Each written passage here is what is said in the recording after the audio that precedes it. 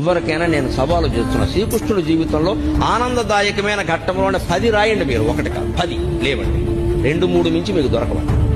విషాద ఘట్టాలు రాయండి అమ్మా, నేను చెబుతున్నా 25 దొరుకుతాయి, 25. అది శ్రీకృష్ణుడి జీవితం. పుట్టింది జలసాల్లోన, పుట్టిందో తల్లిక, పెంచిందో తల్లె, పుట్టిందో తండ్రిక, పెంచింది ఇంకో తండ్రే. అందులో పెంచిన తండ్రికేమో వీడు తన బిడ్డ కాదని తెలుసా, ఆ తల్లికేమో తెలియదా? ఏమి జీవితాన్ని అవునడానికి లేదు, కాదనడానికి లేదు, నిజం ఒకటికి తెలుసు, నిజం ఇంకోళ్ళకి తెలియదు, కానీ పెరిగాడు మహానుభావుడు. పుట్టగానే చంపేస్తారనే మేనమామ, మనం ఎంత అదృష్టవంతులు ఉండే అటువంటి మేనమామలు మనకి లేదు. పుట్టని చంపేస్తారనే మేనమామ కత్తెట్టు కూర్చున్నాడు ఆ జైలు దగ్గర. అదే ఆ శ్రీకృష్ణుడి జీవితం. విస్తార పురుషుడు అంటున్నారు కదా, మరి ఇంత భయంకరమైన జీవితంలో కూడా భగవతత్వాన్ని వ్యక్తం చేసిన మహానుభావుడు శ్రీకృష్ణుడు. కృష్ణం వందే జగత్.